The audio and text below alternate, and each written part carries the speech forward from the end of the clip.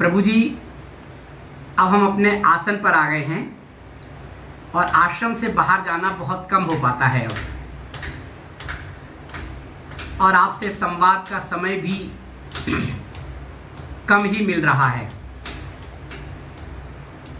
यहाँ पर मैं अपनी हार्ड डिस्क में देख रहा था तो पिछली जो मेरी यात्रा थी गंगोत्री से गंगा सागर, नेपाल और भूटान की, तो मैंने देखा हार्ड डिस्क में मुझे कुछ वीडियो मिले, तो मुझे लगा कि वो आप तक पहुंचाएं, अपलोड करें, उसमें भी आपको कोई ना कोई सूत्र मिलेगा। भूटान यात्रा में हमने फुनसिलिंग, पारो, थिम्पू, पूरा भूटान का भ्रमण किया और वहाँ बहुत उच्च कोटि के लामा से भी मुलाकात हुई। तो वहाँ क्या होता था प्रभु जी, जहाँ हम रहते थे, किसी एक माता जी का घर था, उनका फर्स्ट फ्लोर पे एक मोनेस्ट्री की तरह एक पूरा मंदिर बना हुआ था, और वहाँ आसपास के जो गुम्फा हैं, मोनेस्ट्री हैं, वहाँ के जो अच्छे लामाज हैं, वो जब आते थे तो वहाँ विश्राम करते थे, साधना करते थे, पूजा पाठ करते थे। और मुझे बड़ा सौभाग्य मिला कि मुझे उसी में रहने का अवसर मिला।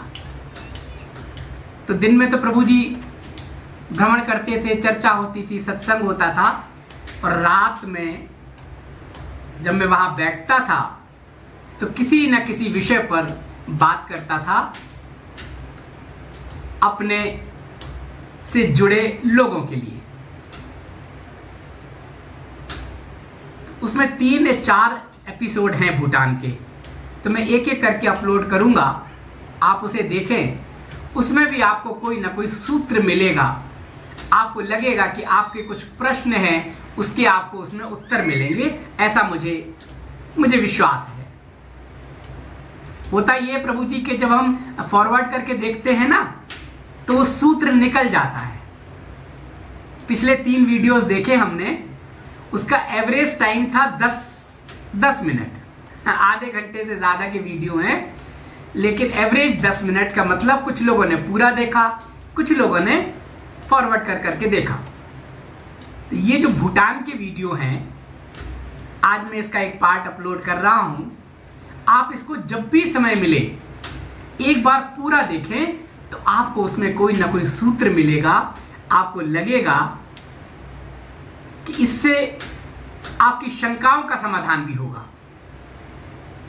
ये किसी एक की नहीं, बहुत सारे लोगों की ये प्रश्न है, ये जिज्ञासा है कि हम तो पूरे जीवन ईश्वर में आस्था है, विश्वास है, कर्म कर रहे हैं, किसी को हम कोई कष्ट नहीं देते हैं, फिर भी हमारे साथ प्रतिकूल स्थितियां होती हैं। ग्रस्त में हमारे साथ बिल्कुल प्रतिकूल स्थितियां हैं, चाह कर भी हम उसे अनुकूल नहीं बना पा रहे हैं, हमारी साधना नहीं हो रही है।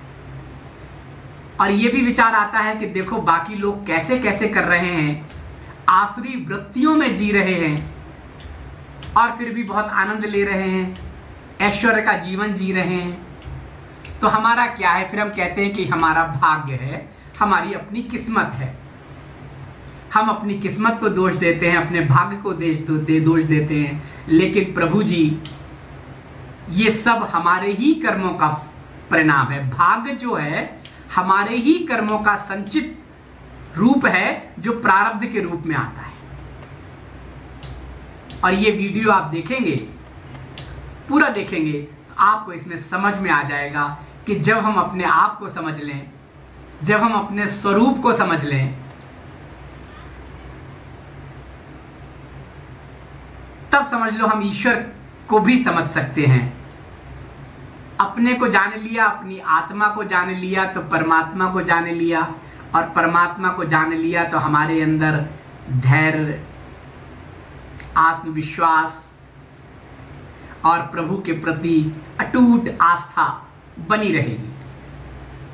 और अच्छा कर्म करने पर भी जो विपरीत स्थितियां आती हैं, उसके बारे में भी आपकी शंका का जरूर इस वीडियो में समाधान होगा, ऐसा मुझे लगता है। एक बात और लोगों ने पूछा है कि वो उनको वीडियो के कई एपिसोड होते हैं ना, तो उनको सीरियल नहीं मिल पाते हैं। प्रभु जी आप YouTube पर जाइए, हमारे चैनल पर प्लेलिस्ट खोल लीजिए और प्लेलिस्ट में आप देखेंगे आपको शीर्षक मिल जाएंगे। प्लेलिस्ट में ज्ञानगंज के 8 एपिसोड, तपोवनी माता जी के बारे में, देवराहा बाबा के बारे में, नीव करौली बाबा के बारे में, ब्रह्म कुमारी दादी जानकी के बारे में, और बहुत से ये जो 8 या 10 ऐसी प्लेलिस्ट हैं जिसमें आप क्लिक करेंगे तो आपको पूरे सीरियल से सारे वीडियो मिल जाएंगे। आप 1, 2, 3, 4 नंबर से उसको जब आपको समय मिले आप देख लीजिए, आपकी वो शिकायत दूर हो जाएगी कि वो सीरियल नहीं मिलता है। पहले की वीडियो छोड़ दीजिए प्रभु जी। पहले तो ये था, जब यहाँ शुरू किया था ना, तो ये हुआ था 21 दिन का लॉकडाउन है, तो ये सोचा 21 दिन के लॉकडाउन में लोग बहुत परेशान थे, कोरोना को लेके दहशत भी थी। तब ये लगा था कि लाओ कोरोना के बहाने सत्संग करें, तो 21 दिन में बहुत सारी बातें बताने की कोशिश की। इसीलिए कोई विषय शुरू होता था, कहीं खत्म होता था। मुझे लगता था ज्यादा से ज्यादा बता दूं। उसका एक कारण ये भी था कि मैं लॉकडाउन के बाद एक लंबे समय के लिए एकांतवास में जाना चाहता था।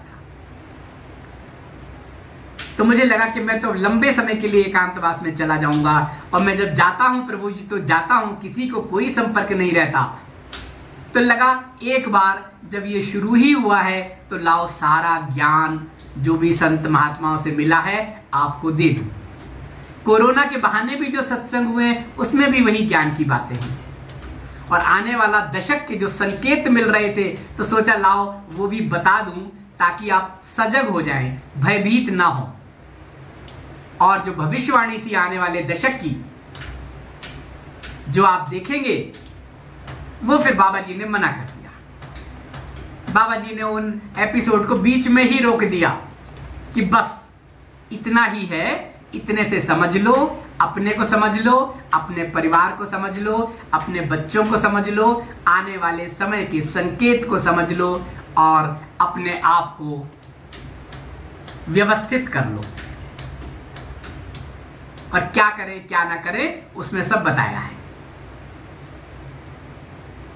और उस समय तो पता नहीं था, इसलिए सबके अंदर वही हेडिंग है, कोरोना के बहाने सत्संग या भविष्यवाणी, आने वाले संकेत, यही सब है। प्लेलिस्ट देखिए, जो आपको अच्छा लगे वो देखिए। अभी मैं आपको 3 दिन जो भूटान में मैं रात में बैठ के सत्संग करता था उसके एपिसोड अपलोड करेंगे। और रात में करता था प्रभु जी 12 से 2 के बीच में, लगभग डार्क रहता था, थोड़ा अंधेरा है, तो हो सकता है उस वीडियो में थोड़ा अंधेरा सा लगे, थोड़ा सा क्लैरिटी ना लगे, लेकिन आवाज आपको साफ आएगी, आपका वो पहुंच जाएगा, सूत्र आप तक पहुंच जाएगा। ये 2 वर्ष पहले की बात है, 2018 में, 2018 में ये यात्रा की थी जी। तो 2 वर्ष पहले के हैं, लेकिन वो हार्ड डिस्क में रखे थे। तो मुझे लगा इससे बहुत सारे लोगों की समस्या का समाधान होगा। जो आजकल आपके प्रश्न आते हैं ना, सांसारिक समस्याएं हैं, घर की समस्याएं हैं, अच्छा करते हुए परिणाम अच्छा नहीं, तो ये जो 3 या 4 वीडियो देखेंगे आपकी इन शंकाओं का आपको समाधान मिलेगा। ईश्वर में आस्था और विश्वास बढ़ेगा।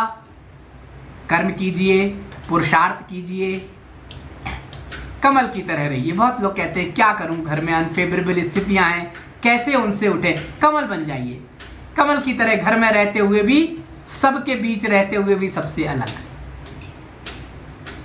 तो देखिए, आज एक वीडियो अपलोड कर रहे हैं भूटान का। इसके बाद हर रोज कोशिश करेंगे कि एक वीडियो आपको पहुंचता रहे, और उद्देश्य यही है कि संवाद में आपकी किसी न किसी शंका का समाधान हो। यह होना चाहिए प्रभु जी। तो इसको आप देखिए, इसका आनंद लीजिए, शायद आपको कोई सूत्र मिल जाए, शायद आपकी साधना में कुछ आपको धैर्य, पेशेंस, आस्था और विश्वास में एक कुछ संबल मिल जाए। ये वीडियो शायद उसमें कुछ सहयोगी की भूमिका निभाए, और यही तो उद्देश्य है अपना प्रभु जी। तो ये करें, आनंद लीजिए और कोशिश ये करें कि जब भी समय मिले इसको पूरा देखें। आधे घंटे का होगा, इस पूरे आधे घंटे को देखें। हरिओम हरिओम हरिओम। अपने स्वरूप में स्थित होना, अपने आप को जानना। मैंने देखा बहुत सारी क्रियाएं हैं, ध्यान, योग, प्राणायाम, मैं खुद भी उसी से होकर गुजरा। हमने सारा अनुभव तो सब करने की कोशिश किया, लेकिन अंत में लगा कि आप जैसे हैं वैसे बने रहें। जो आपका मूल स्वरूप है वो तो सहज है, सरल है, आनंद स्वरूप है। उसमें ही रह के बस अपने आप में रहे, अपने आप को जान लें। ज्यादा प्राणायाम करना है, हठ योग करना है, बहुत सारी क्रियाएं हैं, वो जो हैं जैसे हैं वैसे आप हैं। हर व्यक्ति की अपनी अलग आइडेंटिटी है, हर जीवात्मा का अपना अलग स्वरूप है, अलग स्तर है। एक साथ सबका विकास हो ही नहीं सकता। इसीलिए जब सदगुरु कहता है कि ये करो, तो अपना अनुभव कहता है कि जो उसने अनुभव किया, ऐसी मैं कहता हूं कि ये मैंने जिया है, आप भी करके देखो, आप भी जियो। स्तर सबका अलग है, परिणाम सबका अलग होगा, पात्रता सबकी अलग है। सबको कैसे परिणाम मिल जाएगा? और अगर आपने जिया नहीं है तो पढ़ लिया, पढ़ा लिया, सुन लिया, सुना लिया। बहुत सारे नॉलेज मास्टर इस तरह से हैं। मैं कई लोगों से मिला हूं जो आपको परमात्मा का दर्शन करा देते हैं बहुत जल्दी। बहुत आसान है कलयुग में तो परमात्मा का दर्शन करना। देखो, मीरा को भजन से ही भगवान के दर्शन हो गए। कलयुग में तो इतना आसान है कि केवल कलयुग में नाम लेने से ही भगवान की प्राप्ति हो जाती है, भजन से ही भगवान मिल जाते हैं, और आप सब विकारों से मुक्त हो जाते हैं। जो आपको ये बात कह रहे हैं ना, जो बात ये समझा रहे हैं ना, कभी उनके जीवन को झांक कर देखने की कोशिश करें। भाई मुझे हुआ है तभी तो मैं आपको बता रहा हूं, तब तो समझ में आता है कि देखो मुझे हुआ और उसके लिए मैंने क्या प्रयास किए, वो तुम भी करो। अगर कलयुग में भगवान के दर्शन बहुत आसान है। पहली बात तो भगवान का स्वरूप क्या है, फिर उसके दर्शन कैसे होते हैं, क्या करना होता है उसके लिए। अब मीरा को हो गए तो मीरा का जरा जीवन तो देखो पहले।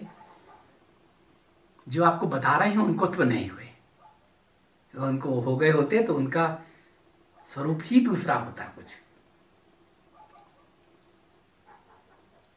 फिर वो इस तरह के, हमें अपने से वो रहना चाहिए, हमें ज्यादा इन सब में नहीं उलझना नहीं चाहिए। जिसको दर्शन हो जाए भगवान के, जिसको अपने स्वरूप का ज्ञान हो जाए, वो तो परमहंस हो जाता है। फिर क्या लेना, क्या देना, क्या डिस्कोर्स के लिए सारा समय आयोजन करना, जगह जगह इतना सारे पैसे लेना लोगों से, और उस पैसे का फिर देखभाल करना, एफडी बनाना, बड़े बड़े आश्रम बनाना और फैलाना। अब देश में हो गया, अब देश नहीं दुनिया में फैले। आजकल तो स्टेटस सिंबल हो गया कि आपके देश में अगर शाखाएं हैं, देश में भक्त हैं तो उतनी बात नहीं है, विदेशों में कितने हैं। और हर सेंटर पे जाइए, पैसे चाहिए, कोर्स करने के पैसे चाहिए, और उसके भी अलग अलग लेवल। ये इनिशियल लेवल है, इतने पैसे लगेंगे, एडवांस लेवल है, इतना पैसे लगेंगे। करोड़ों रुपए इकट्ठा होते हैं। फिर आप उस रुपए को संभालने में उसमें लग जाइए। ऐसा ही होता है।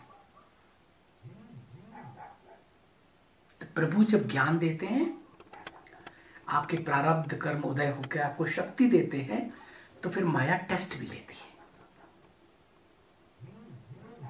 वो देखती है कि आपका कितना नियंत्रण है और आप अपनी ध्यान साधना में कितने उतर रहे हैं, अपने अपने स्वरूप में स्थित हो रहे हैं। ऐसे ही होता है प्रभु जी। बहुत सारे लोगों को आपने अर्श से फर्श पर आते देखा होगा, फर्श से अर्श पर जाते देखा। अंतर है, माया टेस्ट लेती है।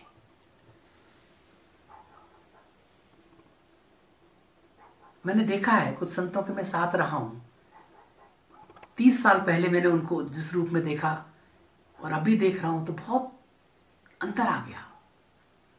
कद उनका बढ़ गया, ख्याति बढ़ गई, देश विदेश में उनका नाम हो गया, लेकिन अंदर से बौने हो गए, बाहर से विराट हो गए। तो ये विराट और बूना होना है ना, इससे हमें दूर रहना है। हमें अपने स्वरूप को विराट बनाना है। एक संत हैं, हम सब नाम नहीं ले रहा हूं किसी के, क्योंकि हमें किसी को जज नहीं करना चाहिए। इस रास्ते पर है तो मैं बुद्धि का भी इस्तेमाल नहीं करना चाह रहा हूं। मैं तो आपको इसलिए कर रहा हूं कि अगर आप इस रास्ते पर हैं तो सोच समझ के रास्ता चुने। कौन सा रास्ता आपके लिए ठीक है देखें। जहां इसमें मत आए कि इनके पास राष्ट्रपति जाते हैं, प्रधानमंत्री जाते हैं, बड़े बड़े लोग जाते हैं, या दुनिया के इतने सारे देशों में इतने सेंटर हैं, वो इतना पैसा लेते हैं, उस चक्कर में ना जाए। मैं एक संत को जानता हूं, उनसे मैं करीब 40 वर्ष पहले मिला गुजरात में। 40 वर्ष हो गए होंगे। हाँ, जब मैं उधर एक साथ जब मैं बहुत संतों से मिला, ओशो से मिला, श्री सत्य साईं बाबा जी से मिला, तब मैं उनसे मिला। वाणी का कौशल, और ऐसे ही नहीं, मैंने पता किया तो पता चला कि उनके गुरु सिद्ध संत थे और इनके कुछ प्रारब्ध कर्म थे। तो जब प्रारब्ध उदय होता है और गुरु मिलता है तो वो ज्ञान देता है। उन्होंने कुछ उनको दिया, शक्ति दे दी और कहा जाओ समाज का कल्याण करो। ये कल्याणकारी शक्ति है, इसका कल्याण करना, उपयोग करना, उपभोग मत करना। आपकी प्यास थी, प्रारब्ध कर्म थे, आपने साधना तपस्या कर रहे थे, गुरु मिला, चीज मिल गई। दूसरी तरफ सोच लें तो हमारे प्रारब्ध कर्मों की एफडी एक्टिवेट हो गई। हम जो भी कर्म करते हैं वो एक के ऊपर एक एफडी बनती चली जाती है। जो भी हम कर्म करते हैं उसकी एफडी बनती है और नीचे की एफडी एक्टिवेट होती है। परिणाम यहां से मिलता है। कर्म हम यहां से करते हैं, वो ऊपर आ जाते हैं, और जो पहले की एफडी होती है परिणाम वहां से मिलता है, क्योंकि वो भी हमारे ही कर्मों की एफडी है। तो प्रारब्ध कर्म उदय हुए, एफडी एक्टिवेट हो गई, गुरु मिला, शक्ति प्राप्त हो गई। अब आपने सत्संग किया, सब तरह के लोग आते हैं, सांसारिक समस्याएं लेके भी, लौकिक और पारलौकिक दोनों के लिए लोग आते हैं। किसी ने कुछ परेशानी बताई, आपने उसे उपाय बताया, आपको तो शक्ति प्राप्त है ना। आपने पूरे अच्छे भाव से, सरल और सहज होकर उसको आशीर्वाद दिया, उसको दृष्टिपात किया, उसको देखा, ट्रांसफर हो गया, उसका मनोरथ पूर्ण हो गया। मनोरथ पूर्ण होते ही हमारे तो भारत में तो ज्यादा है ना कि किसी का एक काम हो जाए तो वो 10 लोगों तक पहुंचता है और बहुत जल्दी मुख से लोगों तक पहुंचते बात है और भीड़ लग जाती है। यश और अपयश दोनों मामलों में। अब मनोरथ पूर्ण हुआ, कुछ लोगों के कार्य बने, सबकी समस्याएं, लोग आने लगे। जिनके कार्य पूर्ण हो गए चढ़ाने लगे कि प्रभु जिंदगी भर कमाया लेकिन ये उड़ लिया, बीमारियां आ गई, संतान नहीं है, शांति नहीं है, घर में परेशानी है। और उन्होंने कहा जाओ ठीक हो जाएगा, और ठीक हो गया। सब संपत्ति लाके चरणों में, प्रभु ये लो सब आपका है। चढ़ावा आने लगा, माया टेस्ट लेने लगी। मनोरथ पूर्ण हुआ, लोगों के पास आस्था विश्वास के साथ उन्होंने आपको दिया। अब आपका कद बढ़ गया, कुछ लोगों के मनोरथ पूर्ण हुए, देश दुनिया में आपका टिंडोरा पिट गया कि स्वामी जी तो सिद्ध हैं। आने लगे लोग, माया बरसने लगी, एफडी एक्टिवेट है ना वो पावर, लोगों के मनोरथ पूर्ण होने लगे। अब आपका कद बढ़ गया, बस यही टेस्ट होता है। इस टेस्ट में अगर आप पास हो गए तो आप फर्श से अर्श तक पहुंच जाएंगे, और पहुंच ही नहीं जाएंगे, स्थायी रूप से वहां आसन होगा, विराजमान हो जाएंगे। नहीं तो क्या, कद बड़ा हो गया, अब उस कद को बढ़ाना है, मेंटेन करना है साधना से, ध्यान साधना से, उसी से तो प्राप्ति हुई है ना। लेकिन अब पैसा आने लगा, मन चंचल हो गया, विकार जागृत हो गए, सब माया के वशीभूत है ना, काम क्रोध लोभ मोह, हा, ऐसा हो जाए तो मुझे तो राजा हो गया, पैसा भी आ गया। अब जो आपका कद बढ़ा, उस कद को आप माया से मेंटेन करने लगे। छोटी जगह बड़ी जगह होनी चाहिए। एक संत पहले ऋषिकेश हरिद्वार में छोटे छोटे से ऐसी जगह बांटा करते थे, 8-10 लोग आ गए, बैठे, उनको कोई पत्थर पर बैठ गए, जगह नहीं थी। बाद में वही मनोरथ पूर्ण हुआ, कार होने लगे, चाहिए आश्रम चाहिए, छोटी कुटिया चाहिए, बस हो गया। अब छोटी हो गई तो बड़ी चाहिए और बड़ी चाहिए, जैसे हम लोग सांसारिक लोग करते हैं, छोटी कार चाहिए, बड़ी चाहिए, बड़ी चाहिए, घर छोटा चाहिए, बंगला चाहिए, बड़ा चाहिए। ऐसे ही माया जब टेस्ट लेती है तो बड़े बड़े सिद्ध संतों को भी देखा है उस टेस्ट में फेल होते हुए। मैं जिन संत की बात कर रहा हूं उनका भी यही हाल हुआ, बड़े बड़े आश्रम हो गए, एक आश्रम से नहीं बात बनी, और बड़े आश्रम हो गए, बड़े बड़े लोग आने लगे। आजकल ये भी स्टेटस हो गया ना, कौन आता है, श्री श्री आते हैं। अभी कल ही मेरी किसी से यहाँ भूटान में बात हो रही थी, इंडियन एक होते हुए, अपना उनका भी एक संप्रदाय उससे जुड़े हैं, तो बोले ये बहुत बड़ा है, बहुत अच्छा है। अच्छा, कैसे अच्छा है भाई? अरे बड़े बड़े लोग आते हैं, चेन्नई में बहुत बड़ा आश्रम है, हैदराबाद में है, देश के 137 देशों में है, राष्ट्रपति आते हैं। अभी जो राष्ट्रपति हैं वो भी वहां पहुंचे, फोटो खिंच गई, जगह जगह हुआ, और आप बस मरीचिका में हो कि आप भी पहुंच गए कि राष्ट्रपति गए, जरूर कोई बात होगी। बस प्रभु जी वही सचेत रहना, फंसना नहीं है। तो कद बढ़ गए, आश्रम बढ़ गए, माया हो गई। अब कौन हो सकता है, अब आप निरंकुश हो गए, लेकिन फिर भी चल रहा है। क्यों? क्योंकि अभी एफडी चल रही है।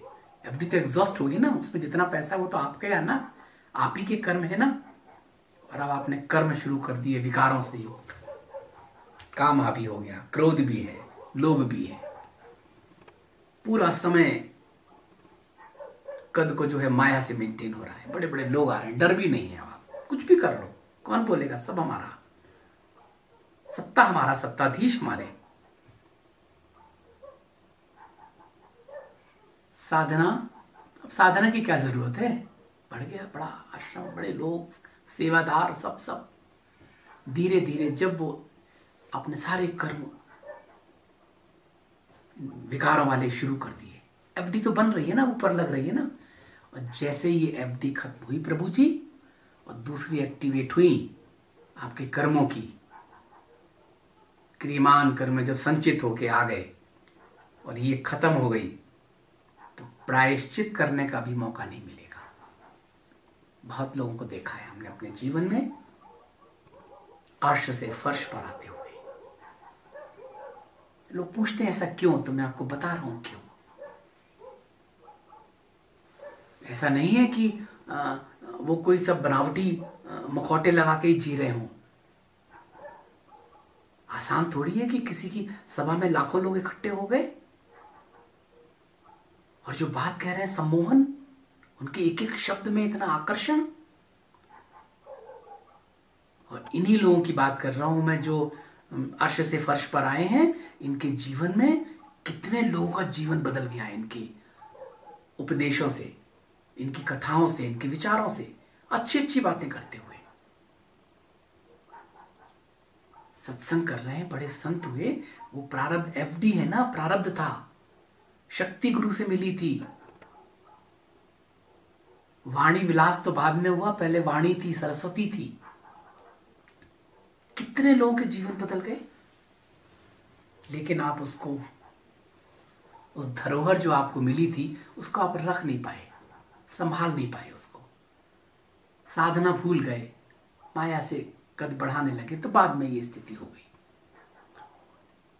लेकिन जिन शिष्यों की गति हो गई वो तो आपके आस्था और विश्वास रखेंगे कि मेरा तो उनसे ही बदलाव हुआ।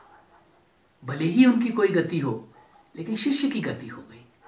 मिला हूं मैं कुछ लोगों से, जो गुरु तो फर्श पर आ गए, लेकिन शिष्य जो है अर्श तक पहुंच गए।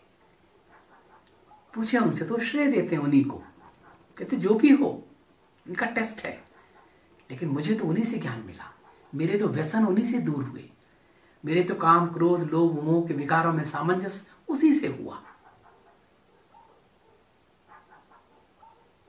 इसलिए हमें किसी को जज नहीं करना चाहिए, किसी को दोष नहीं देना चाहिए, उसका प्रारब्ध है। हमें अच्छे कर्म करें और वही क्रियमान कर्म संचित होकर हमारे सामने आते हैं। अगर बहुत अच्छा करने के बाद भी अच्छा परिणाम नहीं है, इसका मतलब हुआ कि हमारे ही कर्मों की एक एफडी एक्टिवेट हो गई है, वो नीचे लगी है, एक्टिवेट हो गई, तो परिणाम वहां से आ रहे हैं। लेकिन जो हम अच्छा कर रहे हैं ये ऊपर लगी, जब ये खत्म हो जाएगी तो ये आ जाएगी।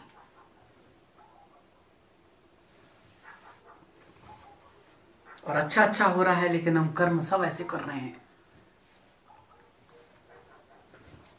हट कर रहे हैं, लोगों को हक मार रहे हैं, उनका दुख दे रहे हैं, उसमें सुख ले रहे हैं। जैसे ये एफडी खत्म हो जाएगी, क्रीमान जब संचित होकर आएंगे तो आपको रास्ता नहीं मिलेगा प्रायश्चित करने का।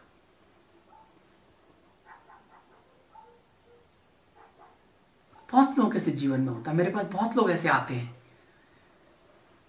ईश्वर में बहुत श्रद्धा है, सबका सम्मान करते हैं, किसी को हर्ट नहीं करते हैं, किसी के बारे में गलत नहीं सोचते हैं, लेकिन पूरा जीवन संघर्ष, अनफेवरेबल स्थितियां, परिवार में परेशानियां। क्यों? क्योंकि उनके पूर्व के संचित कोई एक एफडी एक्टिवेट हो गई है। आस्था विश्वास टूटने लगता है, डिप्रेशन में उन्हें लगता है, ईश्वर पर प्रश्न लग जाता है कि मैं इतना कर रहा हूं और मुझे कुछ नहीं, पूरा जीवन संघर्ष, और जो लोग क्या क्या कर रहे हैं और कितना ऐश्वर्य भोग रहे हैं। गुरु के पास जाते हैं, और ऐसे में अगर उन्हें सच्चा गुरु मिल गया, मास्टर मिल गया, वो देख लेता है जिसके कर्म तो बहुत अच्छे हैं, हाईवे की तरफ है, लेकिन पहली की एफडी एक है, वो एक्टिवेट है ना, इसके ही कर्म है, इसलिए हो रहा है। तब गुरु अपनी शक्ति से, अपने संकल्प से उस एफडी को डीएक्टिवेट कर देता है, और डीएक्टिवेट करते ही आपके कर्मों की जो एफडी है, अच्छे कर्मों की एफडी, वो एक्टिवेट हो जाती है, सब अच्छा होने लगता है, और हम गुरु के श्री चरणों में साष्टांग शरणागत हो जाते हैं, क्रेडिट देते हैं कि मेरा जीवन तो गुरु के पास जाते ही बदल गया, मेरा जीवन तो इन गुरु की वजह से बदल गया। मैं हिमालय में बहुत मिला संतों से, योगियों से मिला, जो गुफाओं में रहते हैं, उनसे भी मैंने ये प्रश्न किया कि मैं कुछ भी गलत कर्म कर लूं, गुरु की शरण में आ जाऊं और वो शक्ति से उसको कर दें तो बस हो गया। तो उन्होंने कहा नहीं, ऐसा नहीं होता है। उन्होंने कहा कि इस स्थिति में जब देखा कि व्यक्ति का आस्था विश्वास टूटने लगता है, पूरा परिवार प्रभावित होने लगता है, एक उसकी वजह से कई लोग प्रभावित होते हैं, लेकिन आस्था और विश्वास में उसकी कमी नहीं है, वो फिर भी वो सब कुछ करता है, तो गुरु उसकी एफडी को डीएक्टिवेट कर देता है थोड़े समय के लिए। और जब उसका सब ठीक हो जाता है, उसकी आत्मशक्ति बढ़ जाती है, आत्मविश्वास बढ़ जाता है, गुरु के प्रति शरणागत हो जाता है, ध्यान साधना में मग्न हो जाता है, उसको बोध हो जाता है, उसके अंदर पेशेंस का लेवल बढ़ जाता है, फिर वही एफडी विद इंटरेस्ट आ जाती है आपके शरीर में। ये शरीर है तो इस शरीर में, नहीं हुआ तो वो कैरी फॉरवर्ड हो जाती है। लेकिन तब कष्ट नहीं होता, क्योंकि पेशेंस आ गया, आ गया, ये बोध हो गया कि हमारे ही कर्म हैं जो ये परेशानी आ रही है। तो आपको दुख होते हुए भी दुख महसूस नहीं होगा।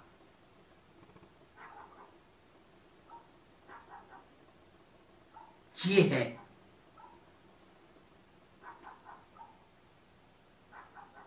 और आप मेरे ख्याल से बहुत अच्छी तरह इस सबको समझ रहे होंगे, क्योंकि सबके जीवन में इस तरह की बातें आती हैं। मैं जो बोल रहा हूँ सबके जीवन में ऐसा होता है। तो क्या करें? सरल सहज बने।